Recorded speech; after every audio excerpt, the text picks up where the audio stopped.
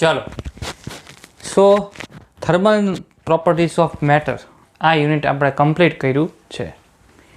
જેટલા પણ ક્વેશ્ચન થતા હતા એમાં નીટને રિલેટેડ એ આપણે કમ્પ્લીટ કર્યા. હવે આપણે થર્મોડાયનેમિક્સ ઉપર જમ્પ મારીએ છીએ. થર્મોડાયનેમિક્સ એ થર્મલ પ્રોપર્ટીઝ ઓફ મેટરને રિલેટેડ જ છે, એટલે કે 11th અને 12th એ એટલે આપણે પહેલાં કરીએ છીએ. પછી મિકેનિક્સ આપણે ખાલી મિકેનિક્સ આખું કમ્પ્લીટ કરશું 3 થી 8 એન્ડ 8 થી આપણે 12થમાં જશું. ઓકે, ચલો આ આપણો પ્રોગ્રામ છે અને યુનિટ 12 સારી રીતના 4 લેક્ચરમાં આપણે કમ્પ્લીટ કરશું. 4 લેક્ચર ડેડિકેટેડ કરશું આ યુનિટને, બહુ લેન્ધી છે નહીં. આમાં થર્મોડાયનેમિક્સના લો છે. શું છે? લો છે. એ થર્મોડાયનેમિક્સના લો શું કહે છે એ આખા થર્મલ પ્રોપર્ટીઝ જે ટેમ્પરેચર રિલેટેડ હોય એ બધું કહી દે છે. કાંઈ નિયમ જેમ કે શું કહેવું, અમુક નિયમો હોય, જેમ કે આ આગળના મિકેનિક્સ હતા તો મિકેનિક્સમાં વેલોસિટી આવતી, પછી એસલરેશન આવતું કે ડિસ્પ્લેસમેન્ટ આવતું, એ બધું ડિસ્કસ કરવા માટે બધા થિયરી આપેલી. તો આ થર્મોડાયનેમિક્સમાં ઝીરોથ લો, ફર્સ્ટ લો, સેકન્ડ લો એ બધું શું છે એને એક્સપ્લેન કરે છે ટેમ્પરેચર દ્વારા. એટલે આપણે વાત કરી હતી આની પહેલાં યુનિટ સ્ટાર્ટ કર્યું ને ત્યારે મેં વાત કરી હતી થર્મલ પ્રોપર્ટીઝ મેટરમાં. જો આ થર્મોડાયનેમિક્સની પહેલાં વાત કરતો, થર્મો એટલે હીટ, ડાયનેમિક્સ એટલે આપણે શું કહેવાય ખબર, સ્પીડ. ડાયનેમિક્સ આપણે ચેન્જ જ રાખીએ. શું રાખીએ? ચેન્જ. બરાબર છે. આખું નામ એ રીતનું છે. ઇલેક્ટ્રોસ્ટેટિક આવશે આ 12થમાં અને ઇલેક્ટ્રોડાયનેમિક્સ આવશે. ઇલેક્ટ્રોડાયનેમિક્સમાં ઇલેક્ટ્રોન મૂવ કરતો હોય છે અને આમાં આ જે છે ને એને આપણે નામ જ આપી દઈએ મૂવિંગ. શું નામ આપ્યું? મૂવિંગ. એટલે કે હીટ જ્યારે મૂવિંગ કરતી હોય એટલે કે ગતિ કરતી હોય, બરાબર છે, ત્યારે આપણે એની સ્ટડી કરીએ છીએ. તો સર્વપ્રથમ છે ને શરૂઆતમાં ખબર નહોતી ને ત્યારે એવું નામ આપ્યું. આજે ઉપર આપણે ગરમ હોય ચા એને મૂકીએ તો ઉપર શું છોડે? વરાળ. બરાબર. આ જે હોય ને એને શું કહ્યું ખબર? કે જોઈ ન શકાય તેવું લિક્વિડ. જોઈ ન શકાય તેવું લિક્વિડ એવું નામ આપ્યું. પહેલાની વાત કરું છું, એનું નામ આપ્યું હતું કેલરી. પછી કેલરી આવે જ છે આપણે 1 કેલરી બરાબર 4.2 જૂલ. બરાબર છે. તો શરૂઆતમાં આવું જ સમજવામાં આવતું, પરંતુ પછી ધીરે ધીરે નવું શોધાતું ગયું, પછી ખબર પડી કે શું છે. બરાબર છે. હવે આપણે વાત કરીએ મિકેનિક્સ એન્ડ થર્મોડાયનેમિક્સમાં શું આપણે, કેમ કે આની પહેલાંના જેટલા યુનિટ મિકેનિક્સના હતા. બરાબર છે. તો મિકેનિક્સમાં શું આપણે સ્ટડી કરીએ છીએ? વેલોસિટી, એસેલરેશન, પછી ડિસ્પ્લેસમેન્ટ થાય, પછી ફોર્સ, ટોર્ક, પછી ટેન્શન, સરફેસ ટેન્શન, પછી વિસ્કોસિટી, આવું બધું ભણતા. બરાબર. પરંતુ થર્મોડાયનેમિક્સમાં શું ભણશું એના વિશે વાત કરીએ. Pressure, volume, temperature, number of atoms, આ બધા વિશે આપણે વાત કરશું. હવે જો આને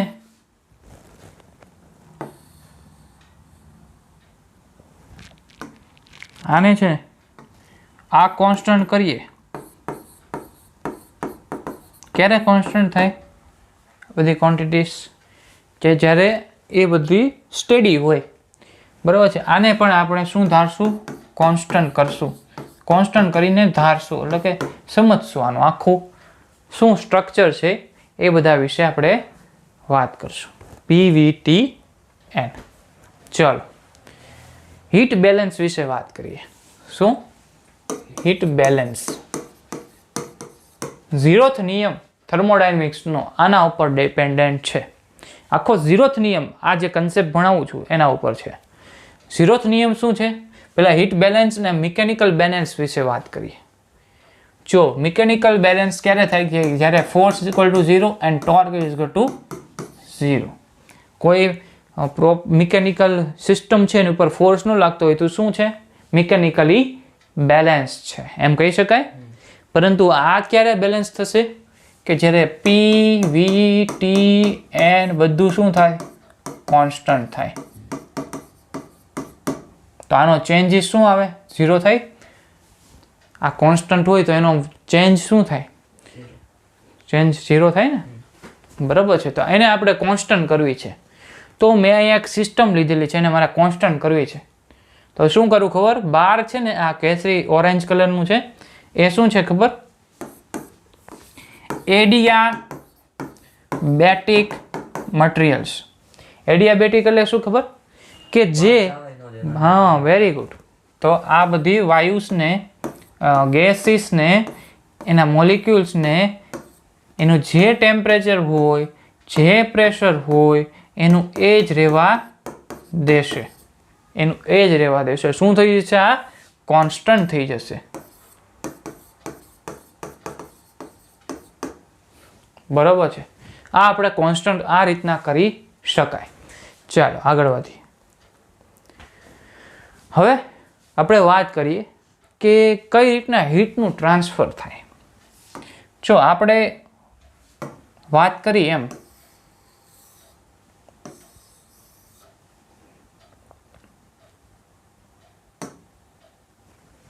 આ ભાગ છે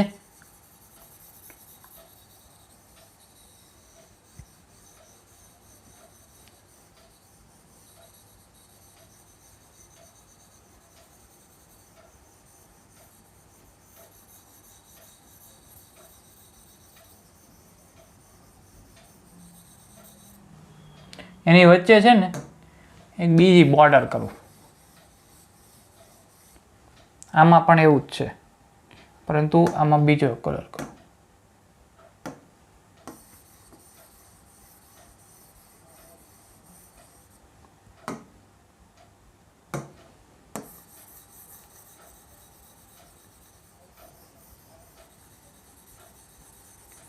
આ કલર કર્યો ને એ છે ને એડિયાબેટિક સિસ્ટમ છે.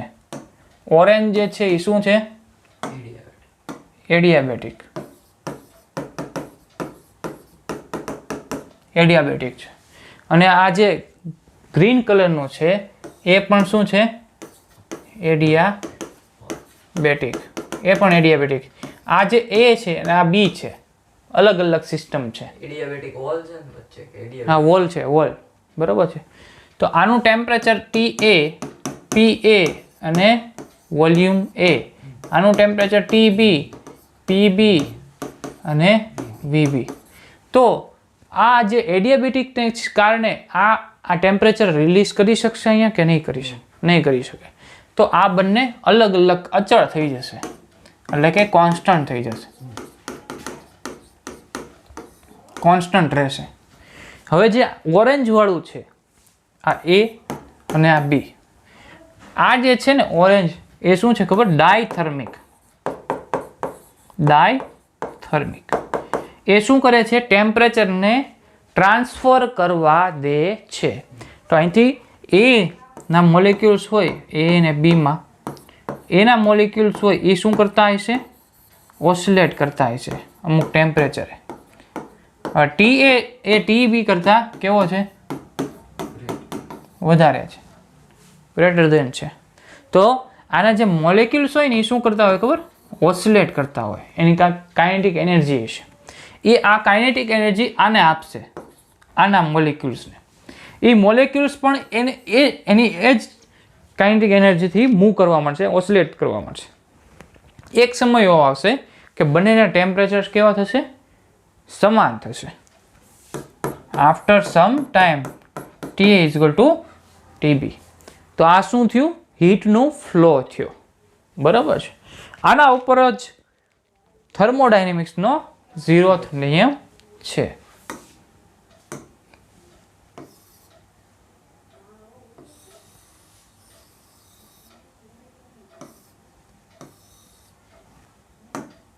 આ A છે, આ B છે અને આ C છે.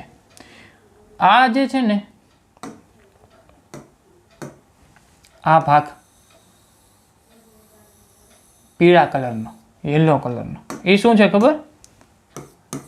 એડિયાબેટિક.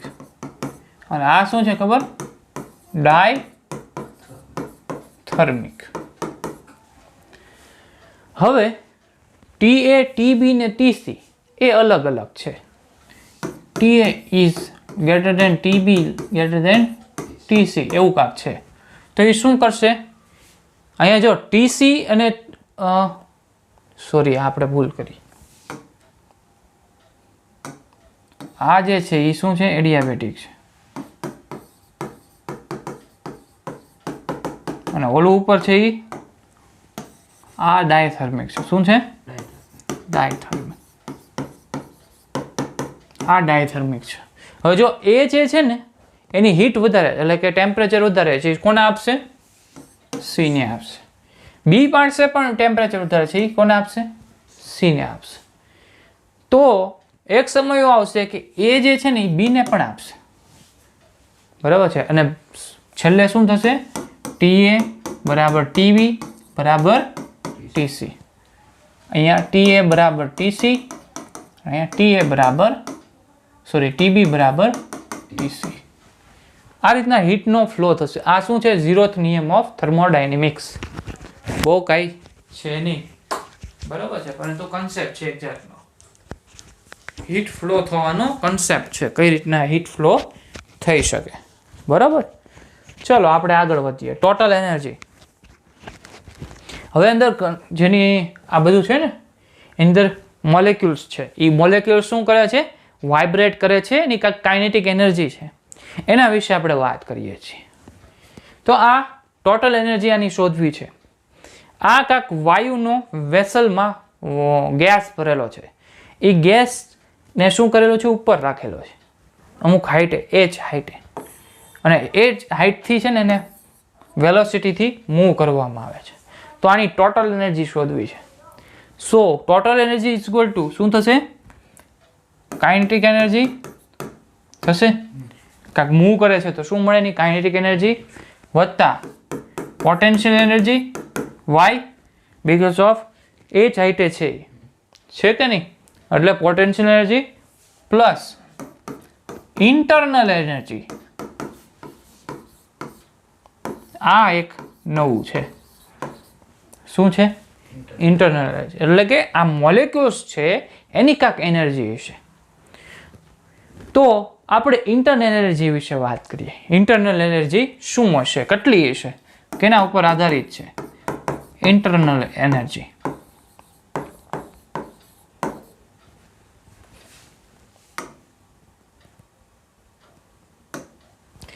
ઇન્ટરનલ એનર્જી જ્યારે આપણે આઈડિયલ ગેસ ન લીધો હોય, શું આઈડિયલ ગેસ ન લીધો હોય ત્યારે આપણને ઇન્ટરનલ એનર્જીમાં kinetic energy, potential energy, spin energy અને વાઇબ્રેશન એનર્જી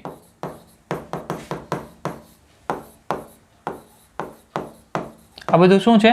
કાઇનેટિક એનર્જી એટલે શું? અંદર મોલેક્યુલ્સ છે એ કાંઈક મૂવ કરતા હશે v વેલોસિટીથી. તો એ શું આપે આપણને? Kinetic energy. પોટેન્શિયલ એનર્જી શું આપે? બે એકબીજા સાથે ઇન્ટરેક્શન કરે. શું મળે? પોટેન્શિયલ એનર્જી મળે. સ્પિન એનર્જી એટલે શું? કોઈ હોય મોલેક્યુલ્સ, આપણે ઇલેક્ટ્રોન ધારીએ તો એ શું કરે? મૂવ આમ સ્પિન કરતો હોય, ગોળ ગોળ ફરતો હોય. બીજું વાઇબ્રેશન એનર્જી કે જ્યારે મોલેક્યુલ્સ વાઇબ્રેટ કરતો હોય તો આમાં શું મળે? Vibration energy. હવે આ વાઇબ્રેશનલ એનર્જી છે ને એ હાઈ ટેમ્પરેચર મળે. ક્યારે? ઓનલી ફોર હાઈ ટેમ્પરેચર, બાકી મળે નહીં. તો આપણે ખાલી અહીંયા સ્પિન એનર્જી અને વાઇબ્રેશનલ એનર્જી વિશે નહીં, ખાલી સ્પિન એનર્જી વિશે વાત કરશું. ખાલી સ્પિન એનર્જી, વધારાની સ્પિન એનર્જી વિશે વાત કરશું. આ બધા વિશે વાત કરશું આપણે. જો અહીંયા જો આઈડિયલ ગેસ હોય ને, total ideal gas, energy of ideal gas, એ હંમેશા કાઇનેટિક એનર્જી બરાબર જ હોય, એમાં પોટેન્શિયલ એનર્જી ન આવે. જ્યારે હું આઈડિયલ ગેસ લઈશ ત્યારે પોટેન્શિયલ એનર્જી શું થઈ જશે? 0 થઈ જશે. માત્ર ને માત્ર kinetic energy and spin energy અને વાઇબ્રેશનલ એનર્જી ઇન્ક્લુડ કરવાની છે. Kinetic energy and spin energy. અને આપણે અત્યારે તો ખાલી સ્પિન એનર્જી વિશે જ વાત કરવાની છે કે લો ટેમ્પરેચરે છે, અને લો ટેમ્પરેચરે વાઇબ્રેશનલ એનર્જી આવશે નહીં. ખૂબ ટેમ્પરેચર વધારીશ ત્યારે એનું વાઇબ્રેશન થશે મોલેક્યુલ્સનું, અને ત્યારે ને ત્યારે જ વાઇબ્રેશનલ એનર્જી મળશે. સમજાય છે? ચાલો આપણે આગળ વધીએ મોનોએટોમિક આઈડિયલ ગેસ માટે. હવે આપણે ગેસ લઈએ છીએ, અલગ અલગ ગેસ લઈએ છીએ, એની અલગ અલગ ટોટલ એનર્જી શોધીએ છીએ. અલગ અલગ ટોટલ એનર્જી. તો total energy for ideal gas. Ideal gas માટે યુ, આ આપણે યુને છે ને આપણે ઇન્ટરનલ એનર્જી વિશે દર્શાવી E બરાબર યુ. હવે જો આ જે સિસ્ટમ છે એ મૂવ કરતી નથી અને કોઈ હાઇટે પણ નથી, એટલે એની જે બહારની જે એનર્જી છે એ શું થઈ જશે? 0 થઈ જશે. ખાલી શું આવશે? ઇન્ટરનલ એનર્જી આવશે. સો E બરાબર યુ એટલે કે ઇન્ટરનલ એનર્જી બરાબર. હવે જો મોનોએટોમિક હોય એટલે કે મોનોએટોમિક એટલે કે હિલિયમ, એનો, ક્રિપ્ટોન, આર્ગોન, બરાબર. આ જે છે ને મોલેક્યુલ્સ કઈ રીતના ગતિ કરી શકે? એક તો y માં કરી શકે, x માં અને z માં. આ 3 રીતના એની કાઇનેટિક એનર્જી થી ગતિ કરી શકે, એટલે કે એની સ્પીડ મળી શકે, એની વેલોસિટી એ રીતના મળી શકે. તો કાઇનેટિક એનર્જી કેમ મળશે? 1/2 mvx² વત્તા 1/2 mvy² વત્તા 1/2 mvz² થશે કે નહીં? પછી આપણે છે ને ખાલી શેના વિશે વાત કરવાની છે? આને પ્લસ કઈ energy? Kinetic energy plus spin energy. આ બે એનર્જી વિશે વાત કરવાની છે. આપણે વધારે ટેમ્પરેચરે જતા નથી. તો સ્પિન એનર્જી અહીંયા શું થશે વિચારો તો. હવે જો આ કોઈ મોલેક્યુલ્સ એક મોનોએટોમિક હોય તો એ ન્યા આ શું કરે? સ્પિન કરે. તો આની કોઈ એનર્જી થશે નહીં, કેમ કે પોતાના સ્થાન જે છે તેને ત્યાં જ તે મૂવ કરે છે. તો એની વેલોસિટી મળે નહીં. વેલોસિટી ક્યારે મળે? ક્યારે મૂવ કરે. તો મૂવ કરે નહીં તો શું મળે? એંગ્યુલર વેલોસિટી શું થશે? 0 થશે. બરાબર છે. હવે જો સ્પિન એનર્જી કેમ મળશે? Spin energy I into omega², I omega²/2. આ શું આપે? Spin energy. Spin energy 1/2 I omega² આવી ગયું છે તમારે. કોઈ લંગર છે એને ફેરવીએ થીટા એંગલથી, તો થીટા એંગલથી જ્યારે ફરે તો એની શું આવે? એંગ્યુલર વેલોસિટી આવે. અને જ્યારે એંગ્યુલર વેલોસિટી આવે ત્યારે એની માસ નો આવે ને શું આવે? મોમેન્ટ ઓફ ઇનર્શિયા આવે. So moment of inertia multiply by angular વેલોસિટીનો square by 2 is give spin energy. જો આના જેવું જ છે, ખાલી મોમેન્ટ ઓફ ઇનર્શિયાની જગ્યાએ એમની જગ્યાએ મોમેન્ટ ઓફ ઇનર્શિયા અને વેલોસિટીની જગ્યાએ એંગ્યુલર વેલોસિટી. પરંતુ આ જ્યારે સ્થાન એટલે કે કોઈ સ્થાન સાથે ચેન્જ ન થાય, ન્યા કરે તો આ શું થઈ જાય? 0 થઈ જાય. કેમ કે કોઈ એંગલ સાથે ફરશે જ નહીં. અને ઓમેગા એંગલ સાથે રિલેટ કરે છે. Angular velocity always relate with angle. So here 1/2 I omega square is 0. So આટલું સમજાણું.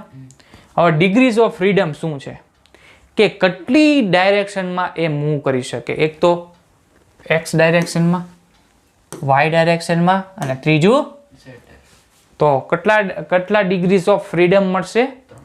3. આને એફ વડે દર્શાવવાનું. શું? F, degrees of freedom F. Degrees of freedom એટલે કે કેટલી ડાયરેક્શનમાં એ મૂવ કરી શકે, ફ્રીડમ મળે એને મૂવ કરવા માટે. ચાલો આગળ વધીએ. ડાયએટોમિક લઈ આવે. શું છે? ડાયએટોમિક, ડાયોક્સાઇડ, બરાબર છે. O ડબલ બોન્ડ O થશે આમાં. હવે જો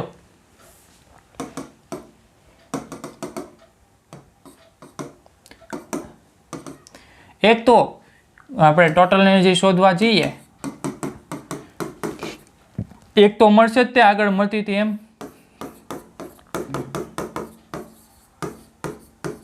પ્લસ હાફ mv/z². આ સાથે ગતિ કરે છે એક્સ ડાયરેક્શનમાં, વાય ડાયરેક્શનમાં એન્ડ ઝેડ ડાયરેક્શનમાં. હવે આમાં જો એન્ગ્યુલર વેલોસિટી મળશે જ કે નહીં? મળશે. શું કામ? વાય અને એક્સ, જો આ એક સેન્ટર થઈ ગયું, બરોબર છે. હવે જો ડાયોક્સાઇડ છે ને આમાં ફરતું હોય ને તો એન્ગ્યુલર વેલોસિટી નહીં મળે. એટલે કે એક્સ ડાયરેક્શન આ એક્સ છે ને આ વાય છે, તો એક્સમાં નહીં મળે. પરંતુ જ્યારે વાયની સાપેક્ષે, એટલે કે આ બિંદુ વાય છે, આની સાપેક્ષે જો with respect to Y move કરે આમ, તો વાયની એન્ગ્યુલર વેલોસિટી મળશે. એટલે આપણને સ્પિન વાયમાં મળશે. તો સ્પિન એનર્જી ખાલી વાય ઘટકની મળશે, 1/2 I omega y². એક્સમાં શું થશે? 0 થશે. તો ટોટલ ડિગ્રીઝ ઓફ ફ્રીડમ કેટલી મળી?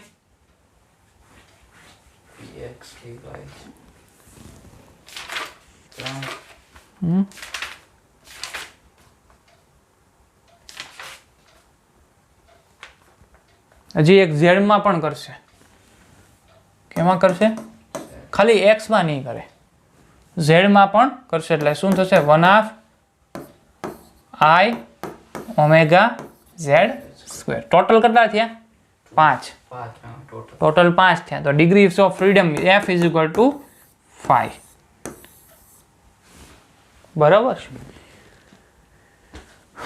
હવે ટ્રાય એટોમિક આવું જ આવે ને, ટ્રાય એટોમિક, ડાયએટોમિક પછી આવે ને. ચાલો આ SO3 છે, આ Y, આ X, Y, X અને Z. સમજાય છે? હવે આમાં ટોટલ ડિગ્રી પહેલા જોઈએ. એક તો ઇન્ટરનલ એનર્જી એક તો મળશે જ તે 1/2 mvx² વત્તા 1/2 mvy² વત્તા 1/2 mvz² વત્તા 1/2 ત્રણ ડાયરેક્શનમાં આવી. હવે શું કરશે? આપણને એન્ગ્યુલર વેલોસિટી આપશે. કેમ કે જો એક્સમાં શું ફરતું હતું? આમ ફરતું હતું, એટલે નહોતું આપતું. હવે આને આમ ફેરવીશ ને તો આ O નીચે આવશે, આ ડબલ O ઉપર જશે, O નીચે આવશે. એટલે કે શું મળશે? એંગલ મળશે. અને એંગલ મળશે એટલે એન્ગ્યુલર વેલોસિટી મળશે. એન્ગ્યુલર વેલોસિટી એટલે એક્સમાં પણ તમને સ્પિન એનર્જી મળશે. તો I × omega x² વત્તા 1/2 I omega y² વત્તા 1/2 I omega z².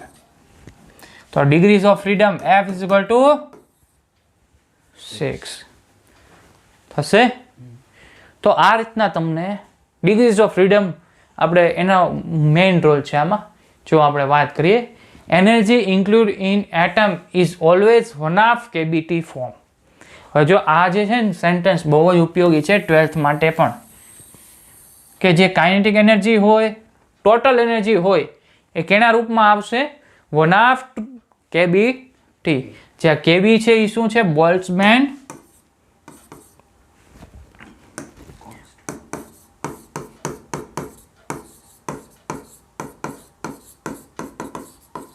અને આ છે એ ટેમ્પરેચર. તો આપણે જે એનર્જી મળે છે ને એને કેમાં ફેરવી નાખવાનું? 1/2 kBT ના ફોર્મમાં. તો કઈ રીતના ફેરવશું? જેટલી ડિગ્રીઝ ઓફ ફ્રીડમ હોય F/2 ઇન્ટુ kBT. જેમ કે મોનોએટમિક હોય તો શું થશે? 3/2 kBT. જોયું હતું ને? 3 મળ્યું હતું. પછી કેટલા મળ્યા? ડાયએટોમિકમાં 5 મળ્યા, તો 5/2 kBT. અને ટ્રાયએટોમિકમાં 6/2 એટલે કે 3 ઇન્ટુ kBT થશે. 6/2 એટલે 3 થઈ જશે. બરાબર છે. 1 એટમ. હવે જો આ 1 એટમ માટે થયો. 1 એટમ માટે ઇન્ટરનલ એનર્જી થઈ. હવે આખા મોલનું હશે અહીંયા તો મોલ હોય તો એની સાથે શું ગુણવું પડે? F/2 kBT into Na Avogadro number ગુણવો પડે તો જ તે આખા મોલનું મળે. એવોગેડ્રો નંબર ગુણીશ ને એટલે F/2 kB ઇન્ટુ Na શું થાય? R થઈ જશે ઇન્ટુ T. તો શું મળ્યું? F/2 RT.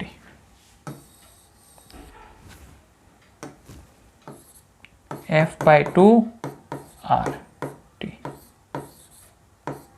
R ની વેલ્યુ આપેલી છે 8.314.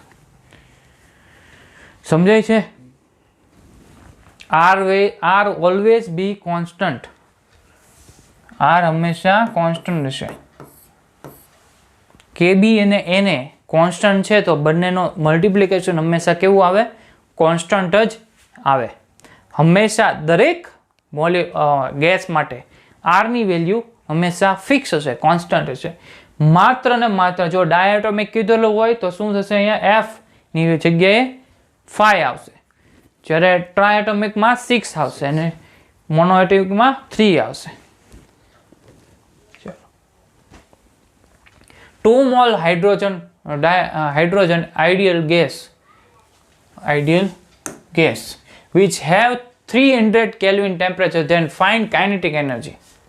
So we have the equation of kinetic energy is equal to F/2 R into T. ફેરવી નાખ્યું કે નહીં? તો F/2 આ શું છે? H2 છે. આ H2 માં શું થાય? ડાયએટોમિક. શું થશે? 5/2 ઇન્ટુ, હવે જો